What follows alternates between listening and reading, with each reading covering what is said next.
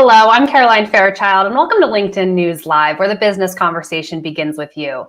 It's Jobs Day. Just a few hours ago, the Bureau of Labor Statistics announced that in the month of May, 559,000 jobs are added to the economy. That's almost twice the pace seen in April. LinkedIn's Workforce Report, which is the platform's monthly report of hiring, skills, and migration trends, shows that job growth is still below the pace it was last year at this time. Joining us now to discuss is Brian Shu. He's a data scientist for us on LinkedIn's Economic Graph team. Brian, welcome to LinkedIn News Live.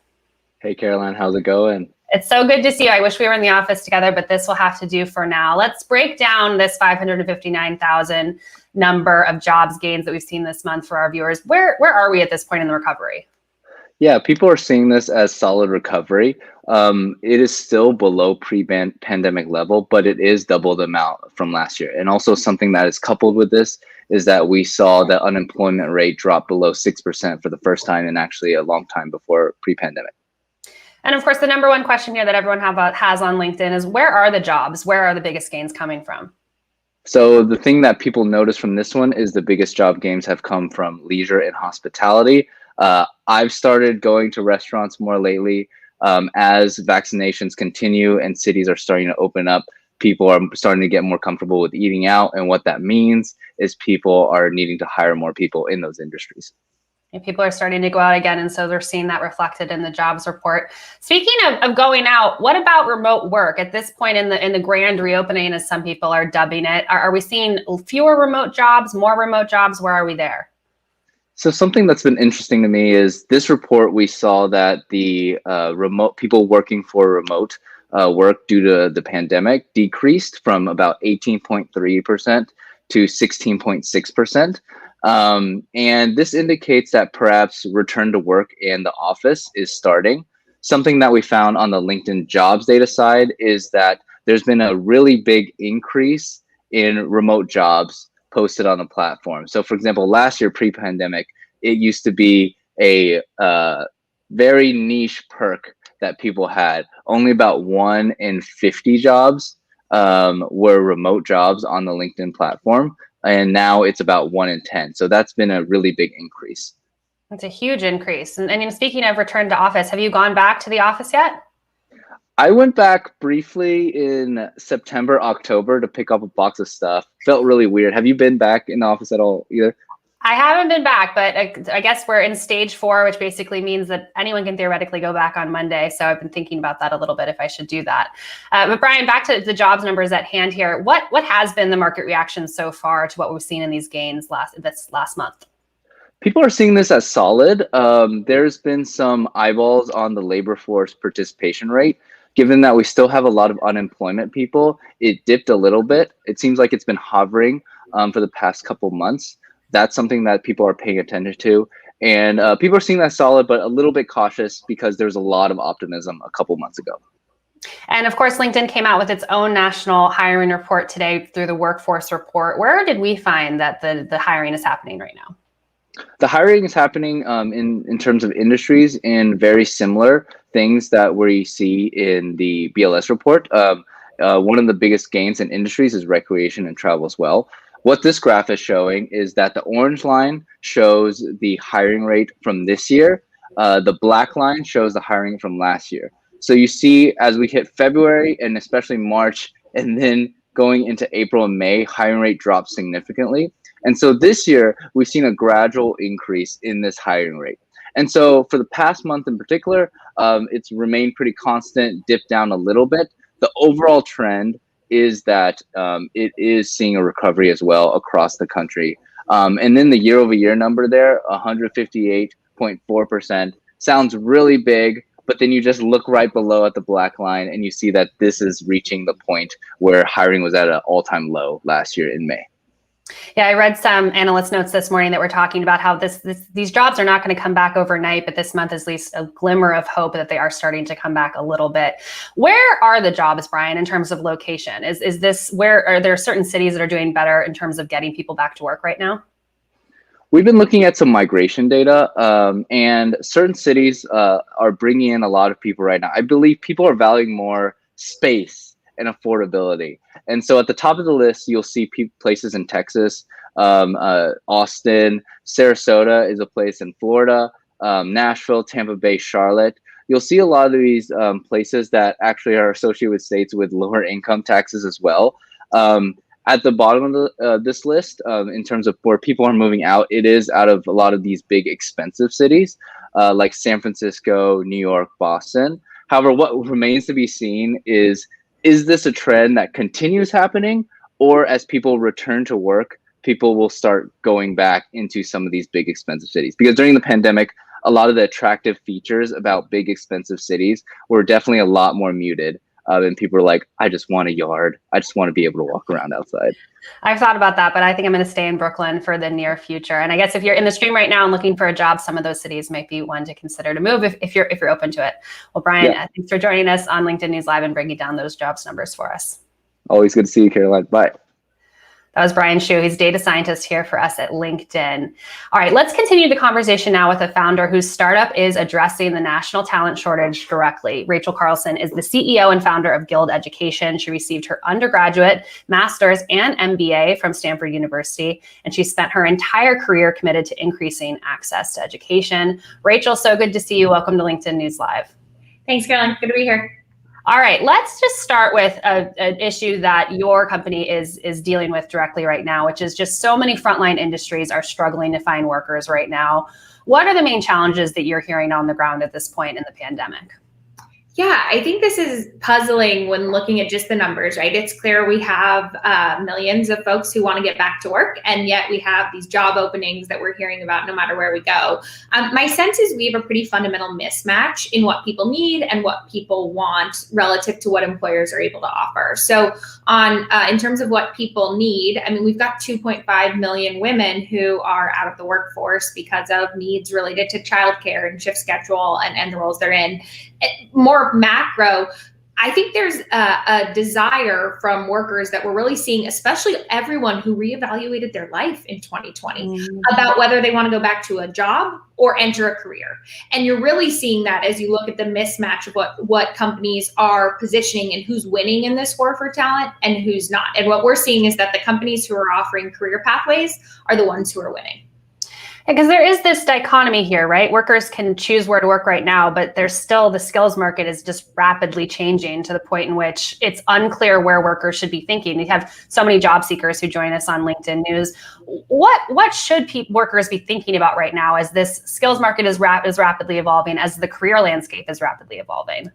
Yeah, if I were searching for a job right now, and obviously we speak to Guilders all the time who are thinking about how to create economic opportunity for themselves, the number one thing I'd pay attention to is the company creating the opportunity for me to grow. And that might mean growing within a company. That's kind of the classic model that we were taught by our grandparents and our parents. Look for a company that'll help you move up. And that can be in career pathing, in upskilling, in mentorship. But there's also a lot of companies that are, I think, more realistic to the notion of the tour of duty, right? Which y'all's founders really innovated on, which is, where can I go and work for 3 to 5 years, but gain skills and support and upskilling that will project me either up or onward from the company I'm in now? And so, you've got partners that we see in companies like Disney and Lowe's and others who are saying, you might be in a role today in a theme park or in a cashier role in a store, but we're going to help you become an electrician or a nurse or what have you. And you may be an employee for now, but you're going to be a member of our community and our brand's family for life. Well, Rachel, unfortunately, even though a lot of companies are doing this, we're hearing on LinkedIn, a lot of companies are still not thinking this way about people's careers in terms of upskilling and opportunity. I actually want to bring up a quote right now from a member named Crystal, who wrote this on the platform. She said, I interviewed at a local seafood restaurant known for being a little pricey. They offered me someone who has been in the industry over a decade, minimum wage. That's the case with a lot of restaurants. They see your experience, want you to hire because of that, but can't offer you more money. Raises are rare. So you're standing next to some kid straight out of high school that barely knows what end of a spatula to hold, who is making the same as you. Crystal, I wanted to show you this member comment because this is what Guild is working against right now. It's trying to make employers think more holistically around the benefits that they're giving workers. Is this gaining traction? And for employers who aren't thinking this way, what are they losing out on? Yeah, so Crystal, you should go apply for a job at a place like Chipotle. So there are companies that are thinking about this the right way. The way Chipotle would talk to you about this is they want to help you move up within the company, whether that's through skills that advance you within the kitchen roles that you're in now, whether that's moving into a people management role, overseeing the restaurant, or into a supply chain role where you're actually overseeing the food that comes in and out of the restaurant every day, or into a role on the technical side. They're now pretty much a technical company, given that most people order their Chipotle orders on an app today. And so if you want to learn how to code, that's a path. I think what you're hearing in her comment that's so frustrating is that in a prior American economy, we did pay for experience and now we pay for skills. And so we need to help make sure that Crystal and everyone like her is at a company that is going to help them develop the skills that sit on top of the experience they already have. It's such a good way to put it in terms of experience versus skills, and people are paying for skills right now, but employers need to help their workers get these skills as well. I'm going to go ahead, Rachel, and say hello to some members who are joining us in the stream right now. We have Michael from Nashville, Hugo from London, Andrea from California, and Steve from Indiana joining us on LinkedIn News High Live. I'm here with Rachel Carlson. She's the CEO and founder of Guild Education. If you have questions about what's going on with the labor force right now, questions about education benefits that you may or may not have with your employer, get those questions in the stream. We'll have a conversation with Rachel about that on today's show. Rachel, let's break down just the talent shortage and the talent crunch right now that we are seeing right now in the labor force that Guild is addressing. I think we have a full screen graphic that we can pull up to kind of show and illustrate some of these numbers, but it's just been devastating sometimes what we're seeing in terms of what is happening right now with the labor shortage, and also what's happening right now with the amount of companies who are saying that they can't find the talent that they need. 70% of companies report talent shortages in the past year, and 80 million Americans without a college degree are likely to be displaced by the job market. What's this tension that we're seeing right now between employers and employees not being able to match up effectively?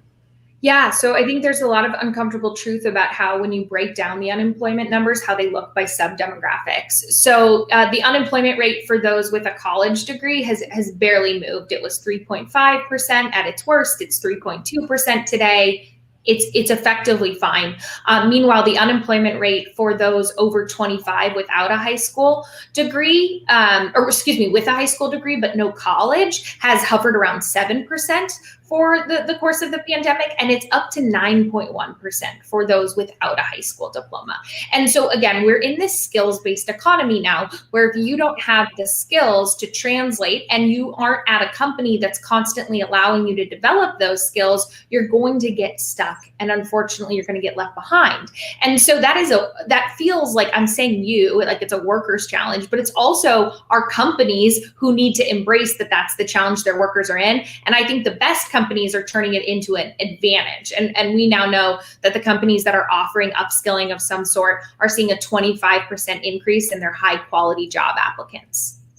Yeah, zooming out a little bit, Rachel, obviously Guild was around pre-pandemic, but I would love to get an understanding of how the pandemic has shifted demand for services like Guild, what the best employers are doing right now to ensure this is happening, that the workforce is moving in the right direction, and we're focusing less on experience and more on how can we get workers the skills they need today. Yeah, so the war for talent has two trends to it, right? There is the how do we attract and retain workers today. And, I just mentioned the attraction number. We know upskilling is a key tool that can increase attraction. It also can more than triple retention. We know that companies who offer upskilling to their employees see that those employees using upskilling retain that, for example, at Chipotle at 3.5x the rate of their peers. I think the piece that often gets missed is connecting this also to jobs of the future and careers of the future. We know that this workforce and also these companies are going to need to take the workforce they have today, which is very scarce and very intense in the war for talent, and then repurpose them. So that same person you're fighting to attract and hire today into a cashier's job, well, we know that cashier's job is probably gone 5 to 10 years from now. So if you're doing it right, you're bringing that person into your company, but you're also being honest with them that job might not be there 5 years from now. So you're either helping them upskill within your company or beyond your company. And of course, just the demand for employers being able to do that effectively led to your Series E round, which was announced on Wednesday. 150 million, getting your valuation up to 3.75 billion. What are the goals with that capital? What is the next step for Guild at this point?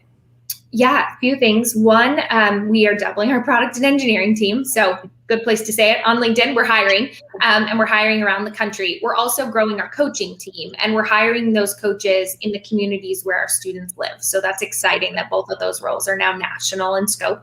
And then we're really continuing to expand our learning marketplace. So more certificates, more credentials in skills that we know workers and employers want, like cybersecurity, data analytics, digital marketing, allied healthcare, you name it, so that we can say, how do we help people get into the jobs of today, but prepare them with the skills for careers of tomorrow?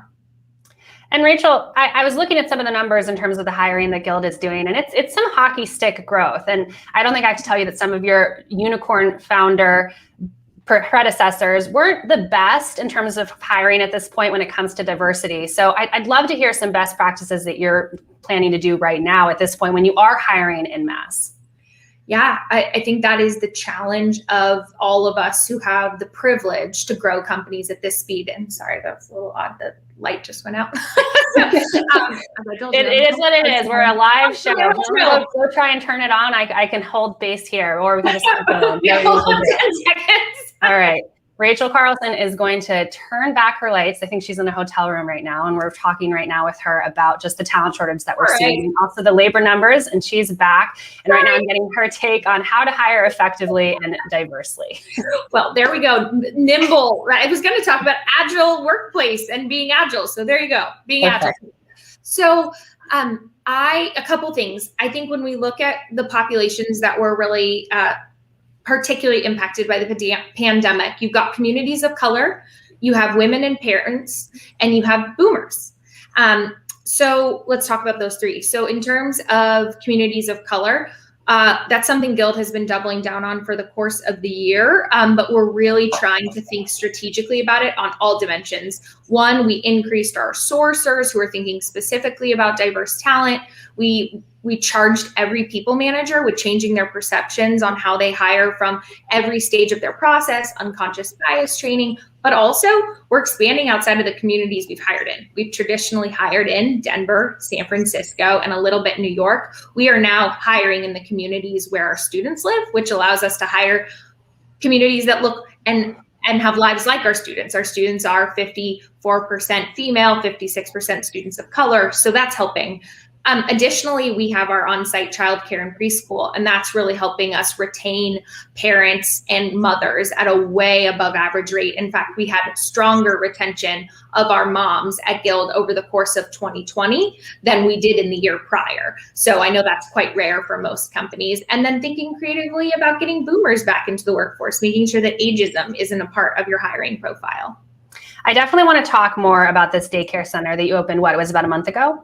Yeah, let's see, 2.5 months ago now. Yeah. Okay, so 2.5 months ago. And I think it's so fascinating because the conversations that I have with employers are a lot of time is, we can't open a childcare center. The logistics are hard. It wouldn't work out. It's just not something we can do on site. And you did it. So tell us how it's going, first of all. And is this something that more employers should be doing? So it's going really well. It's both doing good and doing well. It's a magical little place. It's called Beehive. And my kids are there, so I obviously have my heart there. The reason it's working is we heard all those same things you just said, but every time I heard that question from a CEO, oh, we can't do it. The insurance will be too expensive, this and that. I said, well, did you try? And nobody had tried. And so I figured, well, we've got the blessing of the board, and this is something I'm passionate about. And so we went and did it. It was incredibly hard, but not for the reasons we thought. The regulatory hurdles were actually what was so difficult. We took 100 meetings with folks at the local, city, and state level to get it through. And so we're going to open source, and we're working on this right now with the Time's Up Care Coalition and other organizations that are focused on helping get moms back to work. This isn't what Guild does for a business. It's just something we've become very passionate about and that I'm personally really passionate about. But it's harder than it should be for employers, let alone necessity entrepreneurs like women of color who often want to open daycare centers to do so. And we need to change that if we're going to get America's economy back up revving. We certainly need to change that. And yes, opening a child care center can help, but Rachel, I don't have to tell you just the devastating impact that this pandemic has had on working women. 5 million women lost their jobs. We still have millions of mothers who are not in the workforce right now. What else is top of mind for you as you think about getting these women back to work? Yeah, I really do feel like this issue of women leaving the workforce is one that isn't getting as much attention as it probably needs to. So I really appreciate the question. I think that we have to think about it from an infrastructural level. There's a good quote that in other countries there are robust social services, and in America we have moms and women. And I think that is unfortunately true on a number of dimensions. So we need to think more flexibly about work, which I think we have this opportunity, this unique moment to change how we expect people to work in the US. We need to think more flexibly about skills and how do we help people refresh their skills if they've been out of the workforce for 3 to 5 years. That used to be a blip. My mom took 5 years off at one point with us when we were kids. Today, 5 years is the life of a skill. So if you take 5 years off, you have to be completely rebooted from a technical skill perspective to re-enter a frontline or middle class job in America. So we just need to wrap our arms around that problem infrastructurally. And I think that requires more support at all levels from both the private sector, the public sector, and from our communities. Well, speaking of thinking about caregiving as infrastructure, next week on LinkedIn News Live, Thursday at 3 Eastern, we'll be speaking with Tina Chen of the Time's Up Coalition, which Rachel just mentioned, as well as the CEO of Care.com. So if you're in the stream and want to hear more about that, you can join us Thursday at 3 Eastern. Rachel, thank you so much for joining us. I'm seeing so many members in the stream, just so thankful that there are entrepreneurs like you thinking about these problems so holistically and coming up with solutions. Oh, well, thanks for getting the chance to talk about it. That was Rachel Carlson. She's the CEO and founder of Guild Education, walking us through today's job numbers, but also what she's doing to try and change the talent shortage that we're seeing right now in America. Thank you all for joining us in the stream and for your comments. If you want to continue the conversation on LinkedIn, be sure to check out the news module to the right of your LinkedIn feed. Or if you're in mobile, you can click into that search box. All right, back here on LinkedIn News Live on Monday, my colleague Nina Melendez will be discussing the pros and cons of stakeholder capitalism. It's a big topic. She's going to break it down with BlackRock CMO Frank Cooper and Harvard Business School's Sanjay Gulati. I'm Caroline Fairchild. Thank you so much for joining us on LinkedIn News Live.